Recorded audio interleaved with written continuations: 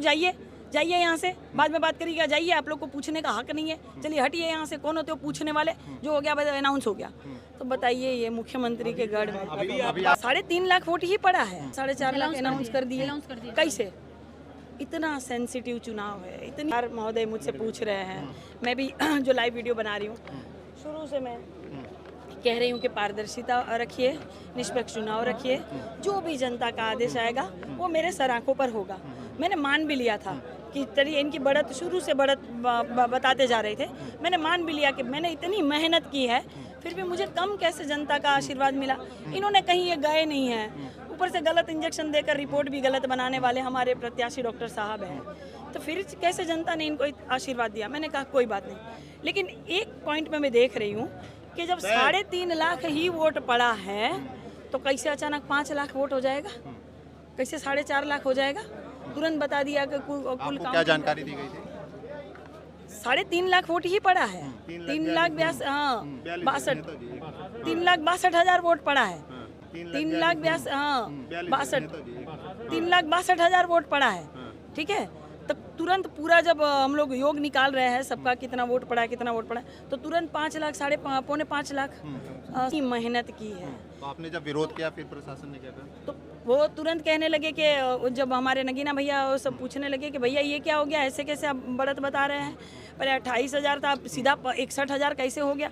तो अरे आप लोग जाइए जाइए यहाँ से, बाद में बात करिएगा, जाइए, आप लोग को पूछने का हक नहीं है, चलिए हटिए यहाँ से, कौन होते हो पूछने वाले, जो हो गया अनाउंस हो गया। तो बताइए ये मुख्यमंत्री के गढ़ में अभी आप लोग बैठे थे, अभी हमारी मांग ये है कि रिकाउंटिंग करवाई जाए, दोबारा चुनाव करवाया जाए महापौर का, ज़्यादा समय नहीं लगेगा, पारदर्शिता हो जाएगी, जो वोट पड़ा है फिर से वही वोट पड़ेगा ना कंप्यूटर में। अगर पारदर्शिता क्या मिला अभी कह रहे हैं लिखित में दीजिए, फिर हम सोचेंगे, तो हम लिखित में दे रहे हैं, सोचे बैठ के। अगला कदम क्या है? देखिए इस तरह नहीं करेंगे तो मैं अच्छी तरह से समझ गई हूँ कि मैं जो भी पिछड़ों की जो बहू बेटियाँ लड़ेगी इनको जीतने नहीं देंगे। खासकर निषाद समाज के लोग तो ये समझ जाए कि जब प्रधान से लेकर प्रधानमंत्री तक के पद ये गटक के बैठे हैं, तो पहली बार अगर निषाद समाज की बहू मेयर बन जाती तो क्या दिक्कत हो जाती। मैं समझ सकती थी कि आदरणीय मुख्यमंत्री जी ने 3 से 4 सभा मेरे खिलाफ की, मैं समझ सकती थी कि किस तरह से बीएलओ की पर्ची और पीठासीन अधिकारियों की जो लिस्ट थी वो बदली जा रही थी, मैं समझ सकती थी कि किस तरह से डीएम अधिकारी जी ने पूरा लाइन लिख के बता दिया था कि ये लोग वोट नहीं डालेंगे, ये लोग वोट नहीं डालेंगे, ये लोग वोट नहीं डालेंगे। मैं समझ सकती थी कि कैसे मृत्यु लोगों के नाम आ जाते थे और जीवितों को वोट नहीं देने जा रहा था। मैं समझ सकती थी कि इस बूथ से उस बूथ में ट्रांसफ़र किया जा रहा था, लोगों को दौड़ाया जा रहा था, परेशान किया जा रहा था। मैं समझ सकती थी कि परिवार के परिवारों का वोट गायब था। मैं समझ सकती थी कि जितने भी तुर्कमानपुर के या सूरजकुंड के जो इलाके हैं पूरे के पूरे जो वोट गायब हो गए थे, लोग 150, 200, 2,500, 3,000 लोग वापस जा रहे हैं। मैं समझ सकती थी कि किस तरह से इन्होंने 20, 25,000, 35,000 का घपला करके वोट नहीं डालने दिया। मैं समझ सकती थी। वहीं इनका जो था वो धांधली शुरू हो गया था, क्योंकि काजल निषाद लगातार चली थी। मैंने प्रत्यक्ष को प्रमाण किया मेरे भाई, मैंने पूरे लाइव वीडियो के माध्यम से दिखाया था कि काम नहीं हुआ है, नालियाँ लबालब है। काजल निषाद ने तो नालियाँ भरी नहीं थी, मैंने दिखाया था कि जानवर भटक रहे, मैंने दिखाया था कि कूड़ा कचरा है।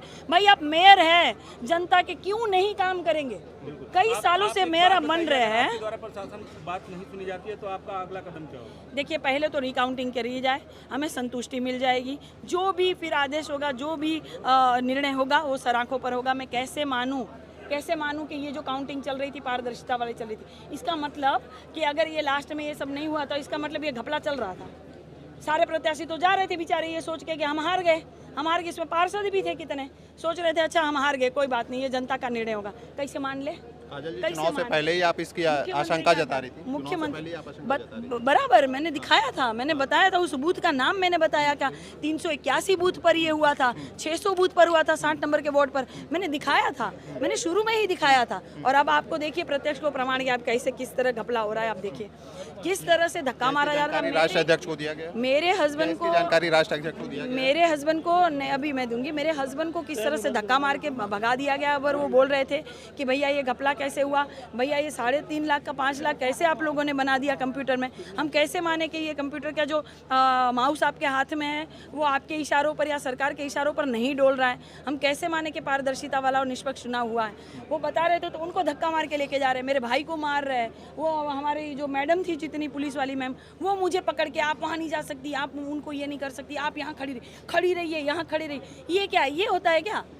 मतलब मैं क्या हूँ? मैं अगर मैं इतना आवाज़ उठा रही हूँ जनता के लिए, तब भी मेरे साथ जब इतनी धांधली हो रही है तो मैं समझ सकती हूँ भाई, गरीब गुरबा बेचारा यहाँ सेफ नहीं है। तो अब रिकाउंटिंग के लिए प्रशासन ने आश्वासन दिया आपको? अब देखिए देंगे तो आप आश्वासन दिया आपको? अभी तो नहीं दिए है, अभी सोच रहे हैं, माथा खजवा रहे हैं। नेतृत्व से बात करेंगे माथा बिल्कुल ना, अभी बात करूंगी। अभी फोन लगा रही थी, नेटवर्क को हमारा जाम कर दिया, हमको लग रहा है।